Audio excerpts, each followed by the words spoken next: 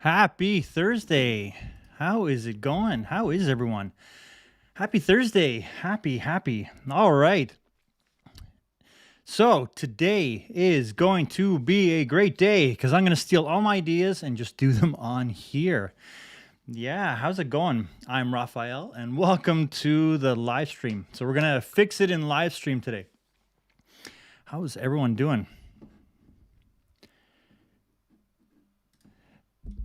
Yep, Heather and Tom do their live stream right after this. I usually try to keep it under an hour, and they tend to go a little bit longer because they have great conversations that they have. So their live streams are pretty great. I tend to watch it right after this.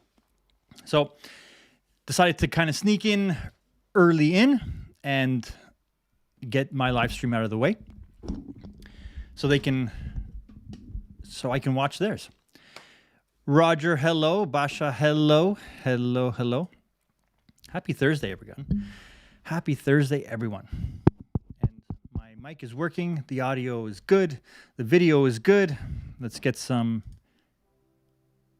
music in there. There we go. All right.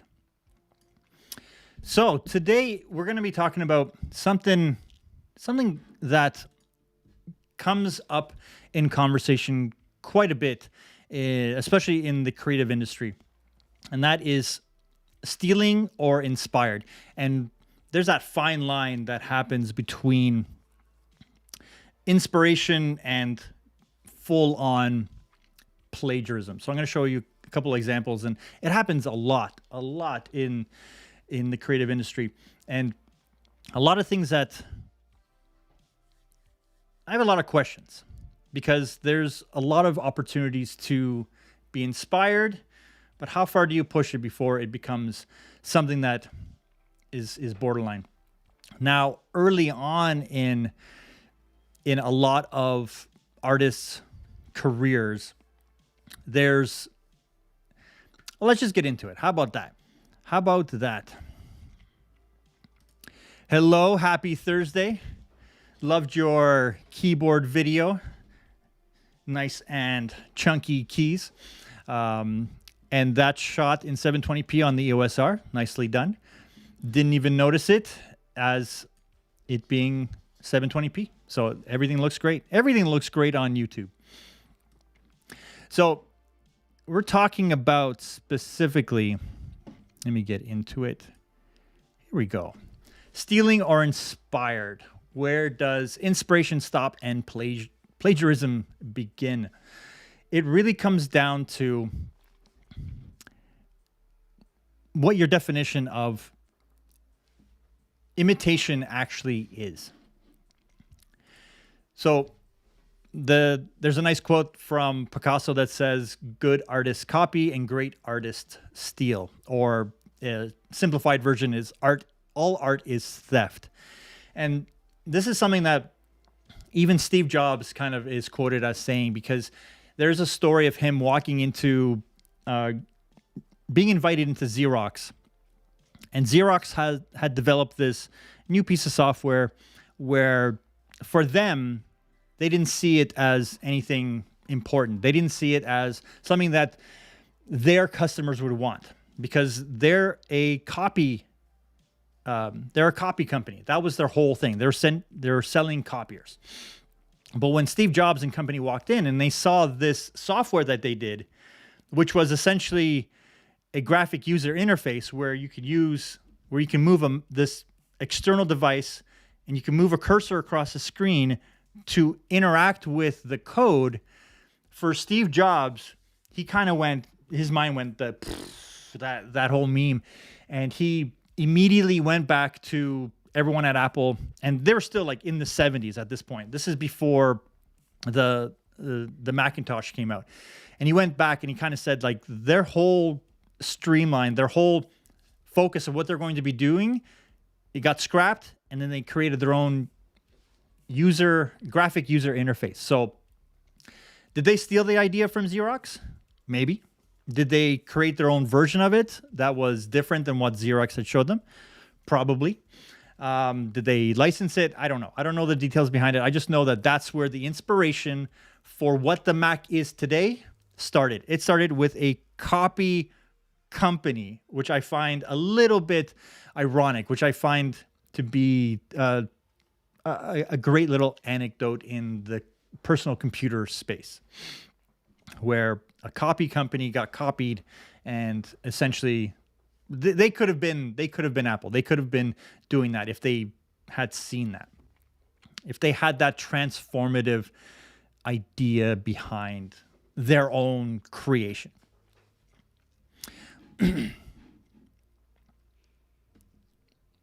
So good artists copy, great artists steal. What does that mean? And we're going to get into this a little bit, like, as we go through, like, this is where it's going to come down. So there is a quote that says, "Imitation is the sincerest form of flattery." And Oscar Wilde is attributed with this quote, but it's not the full quote. So a lot of people are saying it's like, oh, when people copy, that's like a great form of flattery. This is the full quote.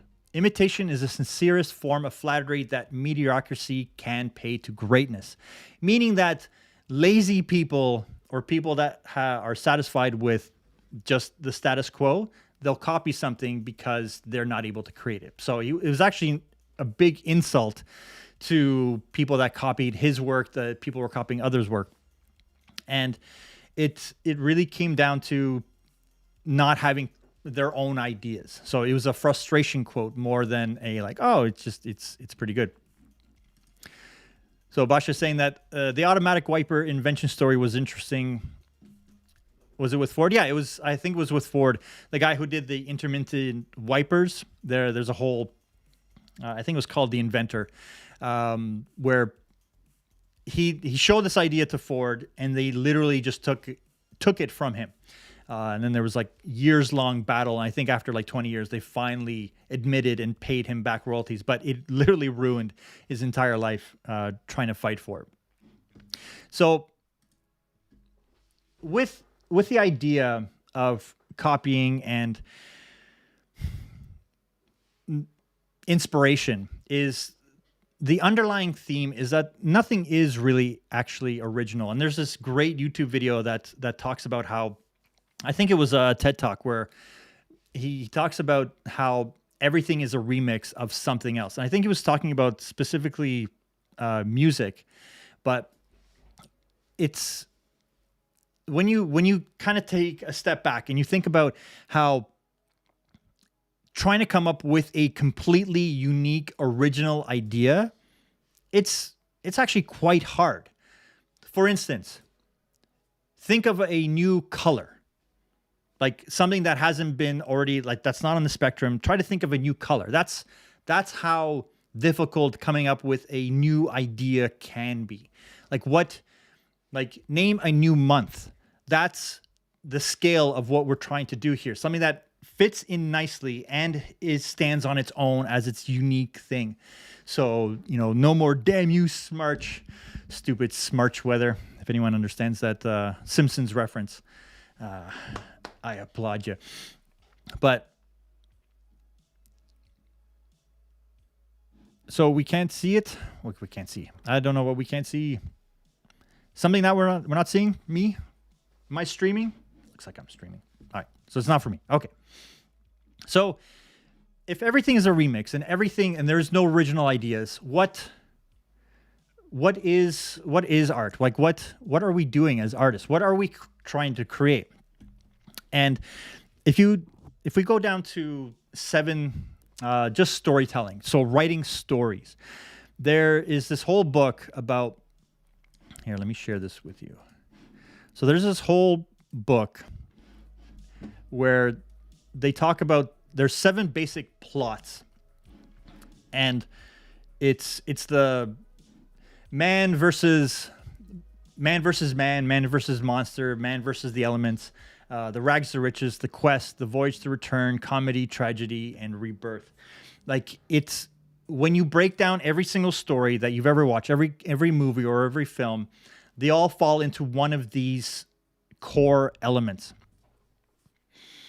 They fall into the idea that it's either a comedy, trying to make someone laugh, it's a tragedy, there's some bad stuff that happens.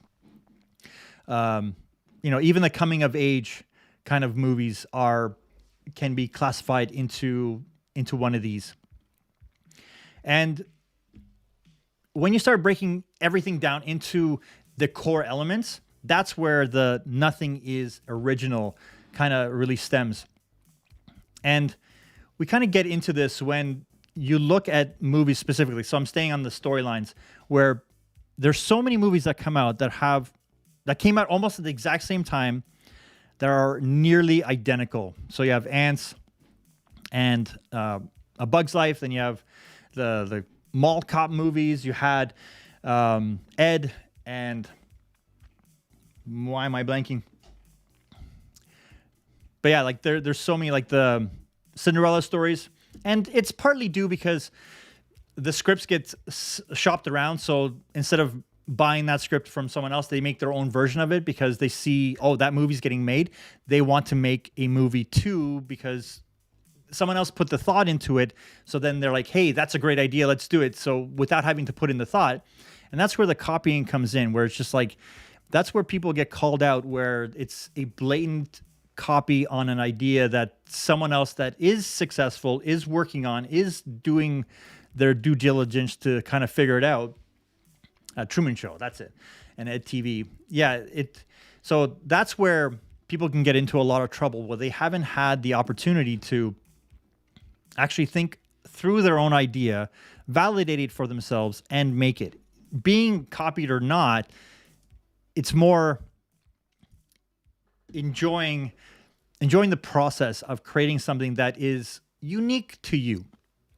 So there was this question posed online where someone was asking, would art exist without copying?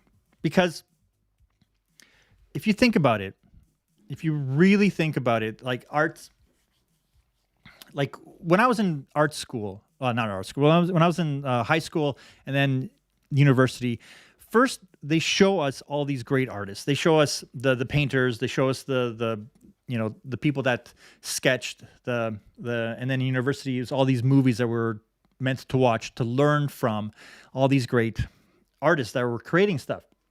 So we're actually encouraged in school, in the learning process, to mimic the great artists, to mimic as we go forward, as we're learning our own skill. But the idea is to keep mimicking, to learn the rules, essentially, so then you can go and create your own stuff. But how many people actually follow through on the create their own stuff? And it's really hard to come up with your own unique ideas that have never been seen before, because everything is a remix. So, like, think of Renaissance painters.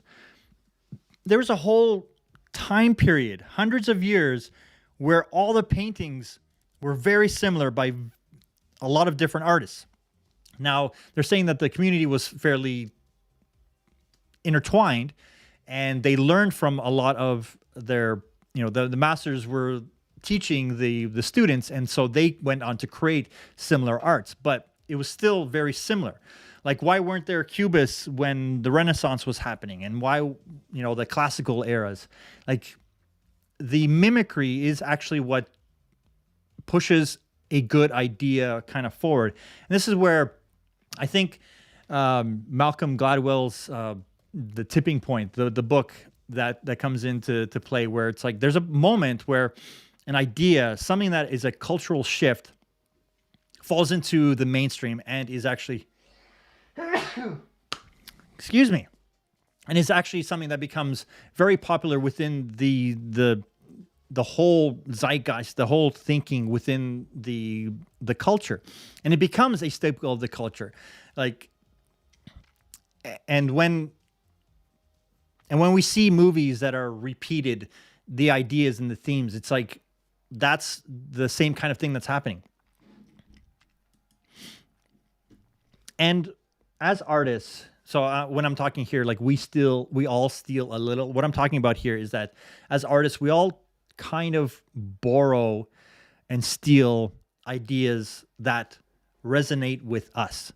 Like, ooh, I like that. Like when people are developing their artistic skills and their talents and they're pushing that, there's a taste that comes, like the liking of something. Now, it could be partly influenced.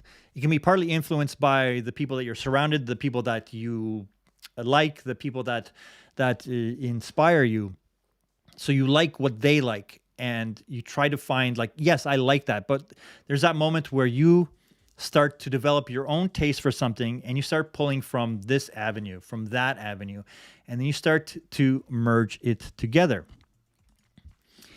And that's where artists, we all become collectors of ideas, and we merge them into our own. So someone that listens to heavy rock music, but is also inspired by, a specific type of movie, they can make a comedy. Yes, a creative soup. That's exactly it. That's a great way to do it, where it becomes a melting pot of sorts.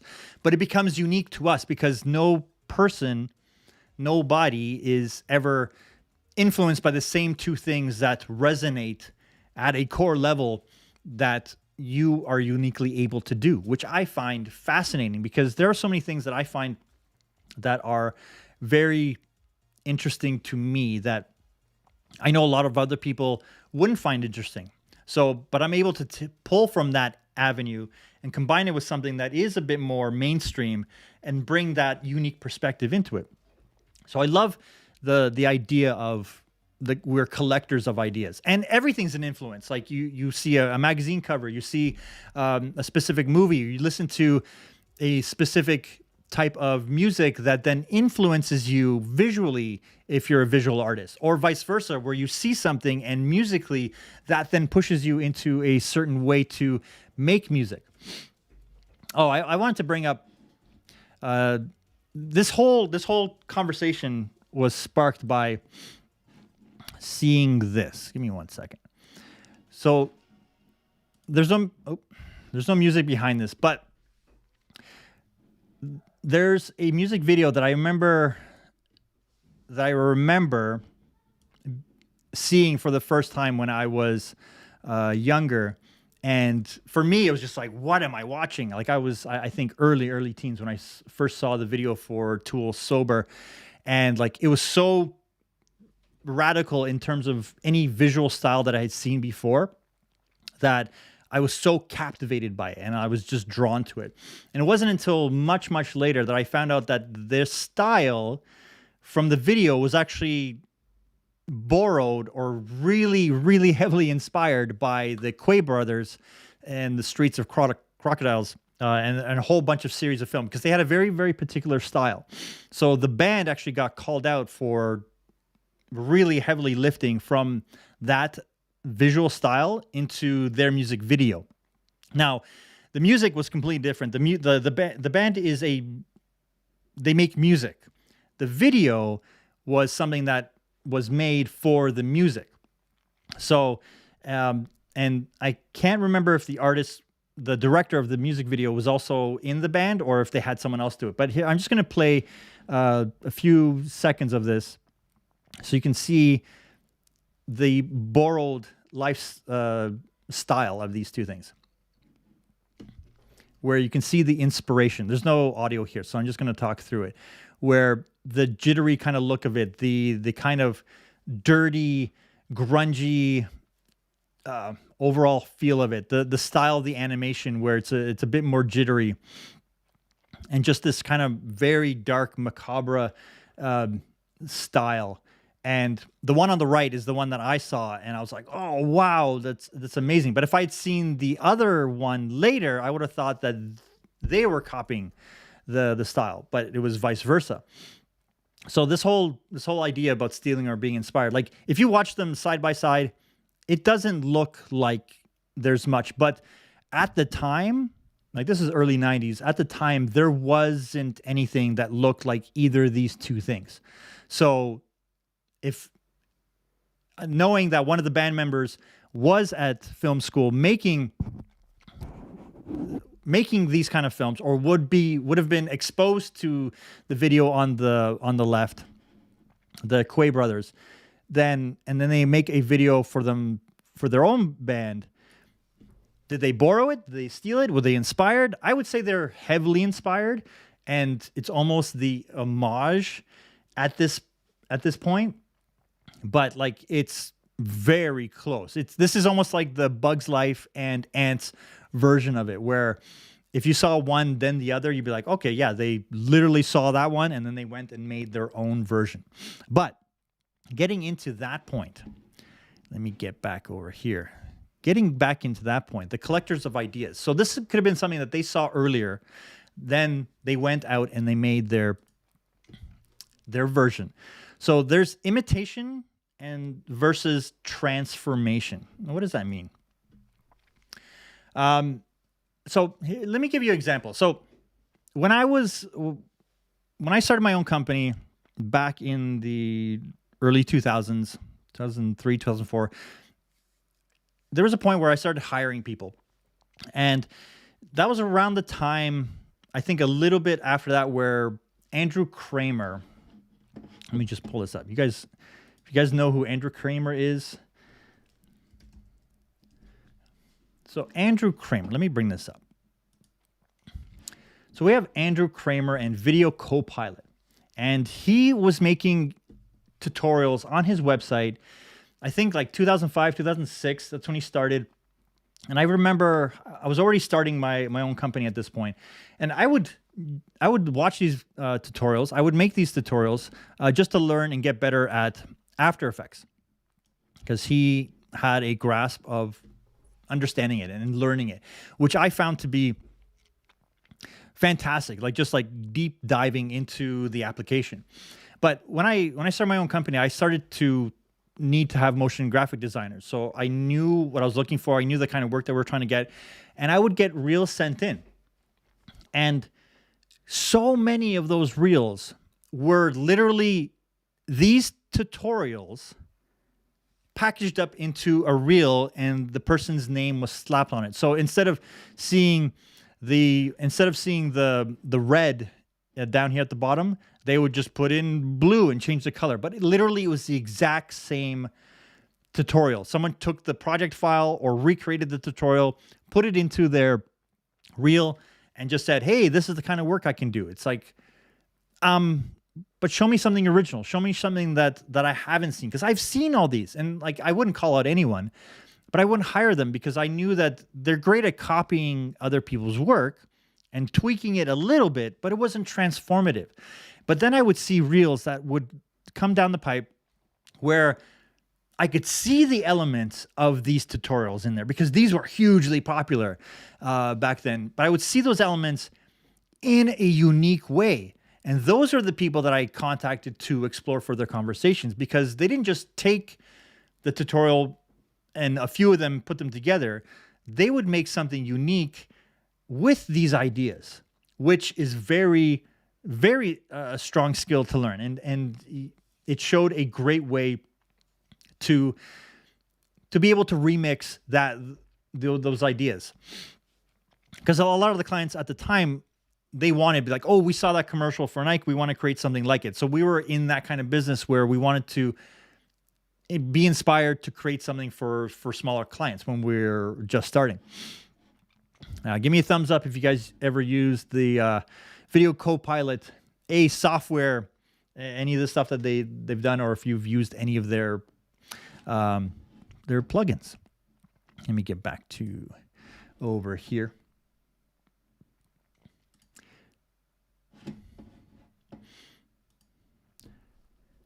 So Avars is saying, I would feel uncomfortable to copy a style so close, like in those two clips, even for, that's a great point.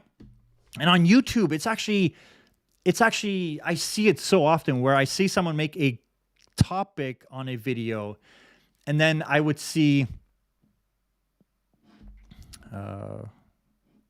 sorry, what's happening?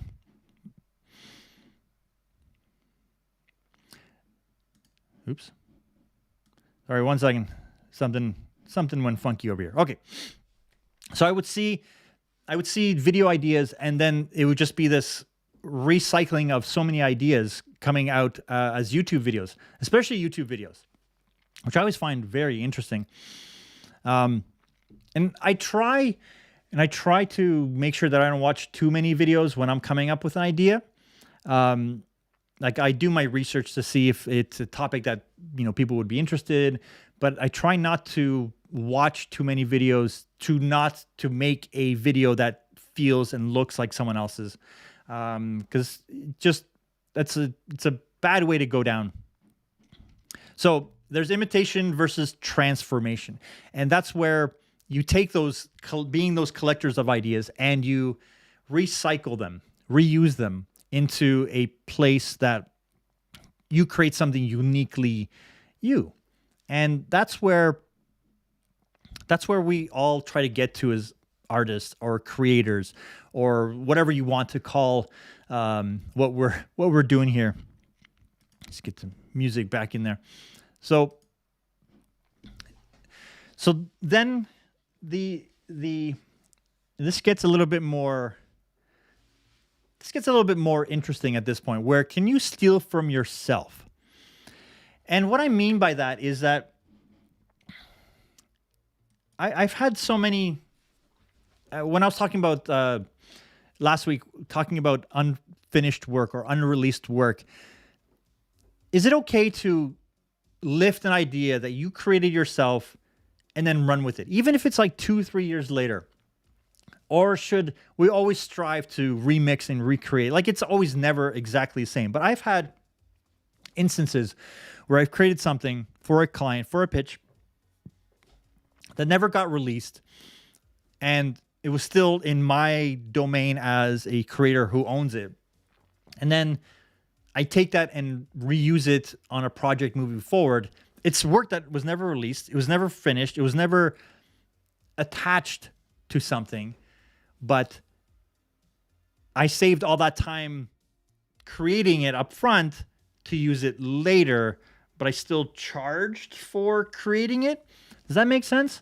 So is that stealing from yourself? Is that kind of taking the easy way, the mediocrity, as Oscar Wilde would say? Is that a way of doing it? Because like, I've created templates. I've created things that are a lot of upfront work, but then I reuse that later on for client projects, and they've never seen it, but the work was already put in. So it's an interesting thing. I kind of battle that with myself, and I always strive to try to create something. And my goal is always to be able to collect the best ideas, the best processes, the best way to do something, and then have it incubate and let it grow in a place where it can turn into something new, where you can merge that into your own work and pull from all these great ideas. Like, I know I've watched so many movies. I'm like, have you ever had, okay, let me ask this question. Have you ever watched a video or seen a photo or seen a movie, whatever line of content, whatever creative work line that you're in? Have you ever seen something that's in your field and you're like, I wish I did that. I wish that was my idea. Like, I've had those moments where it's like, that's such a good idea. That's such a great way to execute that idea, to present it. Like, wow, I wish that I was part of that. I've had that that definite feeling of like, wow, I wish I was part of the creation of those ideas. Let me see what everyone's saying.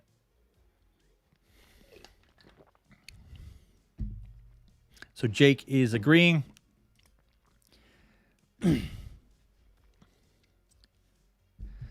I know what you mean. If you know who Joel Haver here on YouTube is, people found his work animation recently and have been inspired to follow his tutorials to make their own. Yeah.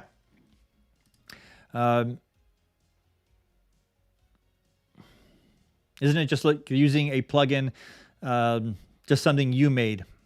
Why make it harder for yourself? Yeah, that's where work smarter, not harder, essentially comes into play. I think that's a way to say it.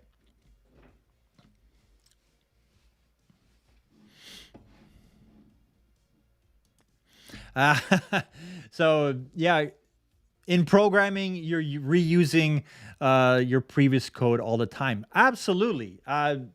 It's exactly the same, where it's like, and how many times have you borrowed from Stack Overflow or from GitHub or from other places where it works? You just snip it and use it in your programming, just tweak it a little bit. And I think it's an important part of the whole creative process, where the whole idea of nothing is original, I don't find that to be true. I think everything is an iteration of an idea, but that iteration makes it new. So, for instance, like if the Mona Lisa and someone came in and added something to it, that would be considered a new art form. Even on YouTube, where they say you can use someone else's video in your video as long as it's transformative, as long as it adds and makes the original, it changes the original from one state to another. And it's always about finding the best of the best ideas and always moving the ideas forward. There's a saying that says, standing on the shoulders of giants. And I think Einstein used that phrase. I'm not exactly sure who said the phrase, but it's about adding to the collective ideas. Like Einstein wouldn't be able to have done what he had done hadn't it been for all the people that came before him that built up that base, which then he could stand on those giants and be able to do what he did. And then now people are standing on his shoulders to move everything forward. And creatively, that's what it's about. That's really what we're trying to do. So when you take a good idea and you move it forward one step, even if it's one step, you're still moving it forward. It's the whole concept where the whole idea of don't reinvent the wheel. You don't have to reinvent the wheel. That's exactly it. When something worked as a creative outsource or as an invention and someone adds a little bit to it or combines, for instance, the iPhone. The iPhone is literally a phone, a music player, now a wallet, and a camera. Those aren't all unique. None of those are unique ideas. Those are all ideas that had their own time, converged into what is now this little piece of technology. But when the iPhone came out, everyone's like, that's revolutionary. Well, was it? Or did they just get inspired to merge it all into one? And that's where the transformation, that's where the idea merging and creating something new. This did not exist before Apple released it. There were smartphones, but not like this. And everything else is being packed into it. But it's still a unique idea. This is an original of a culmination of other originals, which was even a culmination of other originals. And you can keep going back until it's just like, it's like evolution in a way where the eye actually developed. Like if you go all the way back, the first cells that were light sensitive would allow the creature to point towards the surface of the water because it got activated because light was coming in. So it understood the orientation. And then that evolved into a little bit more that was more sensitive to that kind of light. So it knew the orientation and was able to stay up higher. So then all these creatures that developed eyes, which were literally light sensitive cells, which was a mutation, then turned into what we have now, which I find to be just like mind warping insanity that's where it is. But that's the way art is. If you can add a little bit and transform it just a little bit, it starts to become a unique original idea. But it's still a remix. So there's this balance where there's no uniquely original thing where it's like, what is, name a new color? Like, just think of a new color. Just think of any visible color that hasn't been already documented. That's that whole idea. And I know, I understand now that, Bashi, you were talking about we're just not able to see it. But a color that can be seen, but name a new color.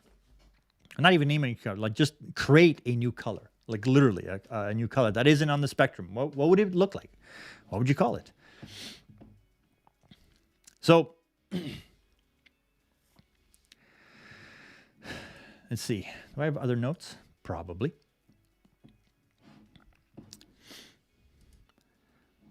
So here's I love this quote where it kind of adds on to what I was just talking about. It's not where you take your ideas from, it's where you take them to. If you guys know who Jean-Luc Godard is, he used to be a French New Wave filmmaker. This is someone that I studied. And his films were considered weird and a little bit radical for the time. They didn't really have a structure, but he was inspired heavily by other creators, but then he created his own thing. Like he used all the techniques, but then his films stood out to be unique. He had a unique technique. Luis, hello. Happy Thursday. Martin, hello. Not late to the party. You showed up exactly when you're meant to. Hello. Happy Thursday to you. I recently noticed a trend where artists create their own art, but make sure to add who they were inspired by. Yeah, that I absolutely. And even specifically, I'm going to stick to filmmakers because that's the kind of space I understand. Even Spielberg, who is, arguably one of the best directors of all time, he was inspired heavily by all the filmmakers that came before him. The style, the way the camera moved, the way he structured his stories, the way the kind of feelings that he was trying to go for. He always tried to capture those feelings that he experienced when watching those other filmmakers, and he wanted to share that through his own films. So it is about the transformation. It is about imitation. It is about taking an idea that was done really well by someone that inspires you and trying to recreate that. Because even unless you're an artist that literally is hired to make forgeries of, or like plagiarize art, like paintings, like in the movies, they have that the forger who can one for one recreate a painting and it looks almost identical, and there's only you have to be a specialist to understand. Unless you're trying to do that, which is a skill unto itself, anyone that would try to recreate a Mona Lisa just because of the feeling that they got from it would create a unique new piece of art. So I think it's always good to find inspiration, and it's good to find inspiration outside of the field that you're in and bring it in and merge it with your own stuff, because that's where you're merging those ideas, taking the camera, the phone, and the music player and putting it into one place. Because before, a phone and a camera had nothing to do with each other. So it's not where you get them from. It's not where you get the ideas from. It's what you do with those ideas. And I find that whole thing fascinating, because the moment I feel like, oh, am I just copying this person? And then I said, even if I tried to copy that person, it wouldn't come out looking like that. They would do it better because it's innate to them. They've already figured out that process. And I have a completely different history that worked up to that point, and my work would be different. People would obviously see the inspiration. They would see the reason why it's where I got inspired from. But what can I do to elevate that and make it my own? Can I bring in 5 pieces of inspiration and steal like an artist? And that's where that whole phrase really comes down to, where it's just you take the inspiration. I'm going to take that good part. I'm going to take this good part. I'm going to take that good part, and you make your own. So I find that to be great. Hold on. So yeah, steal like an artist. That's where you take all these amazing things that inspire you and create your own pieces of great, fantastic art or content or apps or photography or stories or whatever. And if you go back far enough, you'll find that even the people that you're borrowing from or being inspired from were then themselves inspired. That they were inspired by numerous people, which then you can track that lineage to all the way back. It can keep going back, because then you can find those inspirations for those people. So then at which point was it a unique idea? At which point wasn't it just an inspiration of something else? Everything, I remember reading that the mind, your senses are picking up all the inputs all the time. Your ears hear everything. Your eyes are seeing everything, even in the peripheral. Even if you glance for a second, you smell, you taste, you can feel all those things. Those inputs are working all the time. It's like a microphone being on in the room, or a camera. That's how much information your mind is always taking in. We've just gotten to a great point where our minds can filter out only the thing that we're focusing on. But the subconscious mind has actually been shown to be taking in all that information. So even if you're having a conversation with someone here and there's someone else having a conversation beside you, but you're focused here, your mind is taking in that conversation. And it can actually influence the conversation that you're having over here. So if they're having a conversation where it's within earshot, you can hear that. The mind and the way the mind works is just fascinating. I love looking into all those kind of stuff. 1 second. So it's gonna go here. Hello. Am I still on? All right. So Martin's saying fantasy and ideas is an interesting universe. It's like someone creates like a bubble or landscape of ideas where other world would participate. 1 second. Where others would participate to it until there is a whole world around it. So fantasy and ideas is an interesting universe. What? I think I'm understanding that.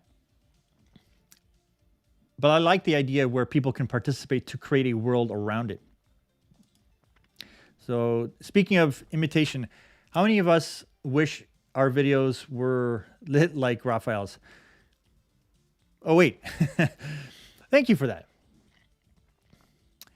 Thank you for that. I appreciate that compliment. Thank you, Jake. We are all pieces of art that is inspired by everything around us. Yes, 100%. We are a culmination of everything that we see, hear, and experience. And we make art to express a feeling. Well, at least this is how I kind of define it. When I create something that is a piece of art, I'm always trying to recreate a feeling, especially when I'm doing something for myself, like a photograph, but equally so when I'm working for clients, because it's always about trying to recreate a feeling of either nostalgia or excitement or the way we want someone to feel. So we're trying to capture that in a 2D medium, as like in film and video. So it's I love this space because I was first inspired to capture images, to take photos, because I love the well, it was easier to create something that looked beautiful before I was able to draw well. So photography, I got kind of called into it. But then I like the idea of adding movement to the photography. I love that idea where you can communicate on so many levels, subconsciously, consciously, visually, and add audio to it and have an experience. Putting one video clip next to another, followed by another, and the juxtaposition that you would actually get, and creating an idea, like placing ideas. Hitchcock actually said that film is placing ideas into the viewer's mind. And he had the example of you show a family, you show a man, you show a family, a mother and a child sitting on a blanket. Then you cut to a man with a kind of blank expression, just looking at the camera. And then you cut back to the family.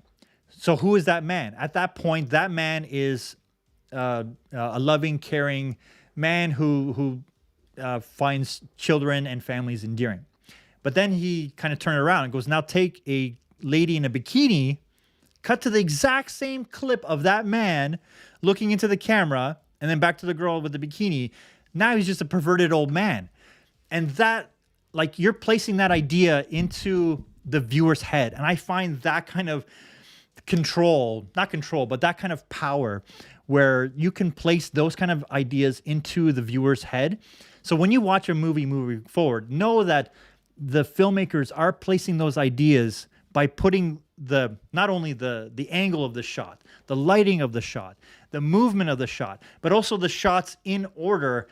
They're placing those ideas in your head to evoke emotions, to give you a feeling of who this character is. This character is a villain. Like, you know that just by the edits that they've made, by the lighting choices that they've made. And this is something that photography never was able to capture in such power for me. And that's why I think I moved into the moving images space, where I just love being able to do that. All right, let's see some more comments.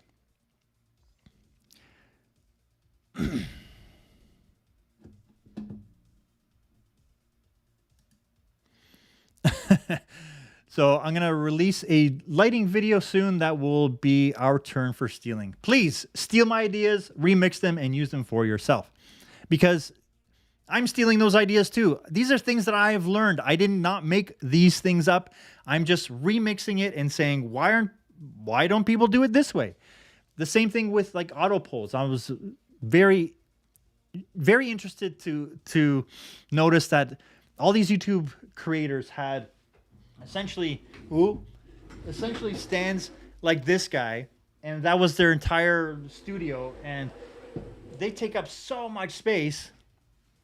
And I was wondering, like, why don't they use an auto poll and just get all that stuff off the ground, especially when they have semi-permanent studios? Like, all my gear's off the ground. Like, so please steal the ideas that I have borrowed. Why, thank you.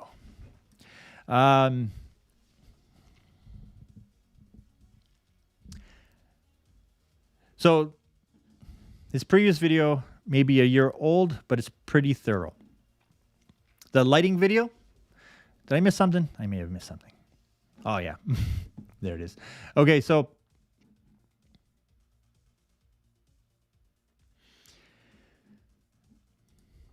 Jashim, how's it going? Yes, I saw your comment. Thank you very much. The color grade. I'm still working on I'm still trying to figure out the color grade in the live stream. How's it looking for you guys? Is the color feeling good? Because I'm looking at the monitor here. I'm looking at the camera there. And I feel inspired that it looks pretty good. But I can't tell until afterwards. I always felt a bit too bright. Exactly. That's why I had Steal Like an Artist.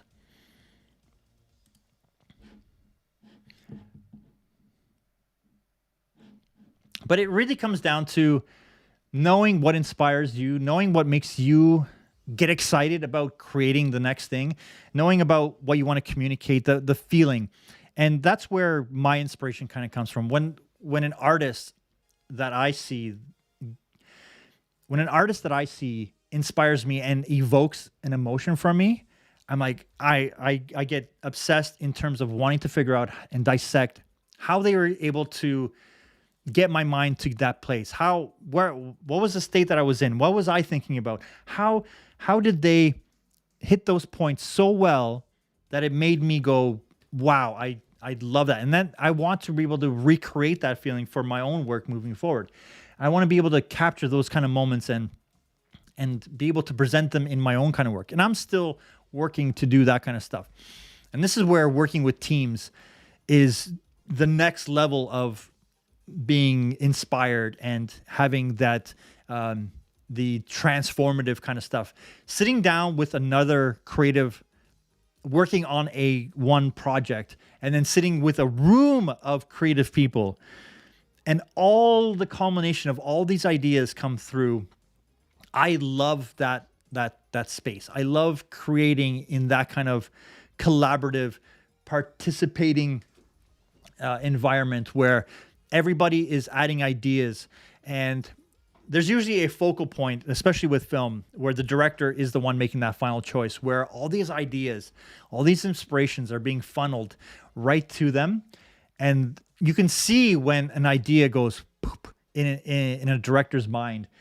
Or for me, when I'm directing, I can feel it's like, yes, I love that idea. Or it's like, it's interesting, but doesn't feel right. And you have that moment where that focal point and all these ideas are being funneled in. It's like being inspired on Super Blast. And like there is a danger because I've gotten into a situation where it's like someone would give an idea to a director, and then you have to kind of be like, well, actually that was done exactly like that in this thing. So just be careful that we're not doing that same thing. It's not as unique an idea as you think. It has been done in several other places. So it's always a fine line when stealing like an artist. It's always knowing what to do with those ideas and how to create them into your own merged creative soup. So it's one of my favorite spaces to be in, to be inspired, to be motivated. And that's a whole nother topic, being motivated and then following through on something else. But let me see. So Jashim is saying that I'm digging the color grade. Thank you. The look is brighter than your usual videos. I like the moody style, but maybe it's good. Maybe to distinguish from the other two channels. Yeah, it does feel bright. And I don't know why. Like, I'm actually darker on here. Let's see. Help me out, guys. Does that feel a little bit better? So I stopped it down. Help me out. Inspire me.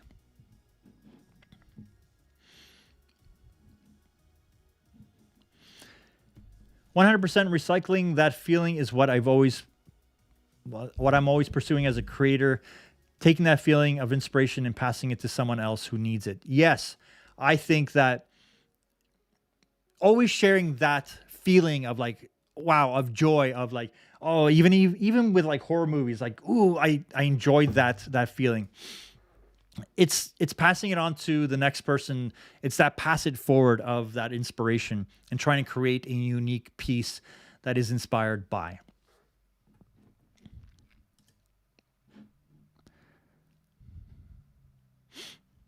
All right, so I have my settings locked in for the next stream. So again, I'm just going to bring this up for 1 second. So taking in the Jean-Luc Godard's saying, it's not where you get your ideas from, it's what you do with them. So in essence, art that is worth stealing is art that is worth recreating. So as always, thanks for hanging out with me on this live stream. Be inspired, steal like an artist, and I'll see you guys next week. Happy Thursday, everyone.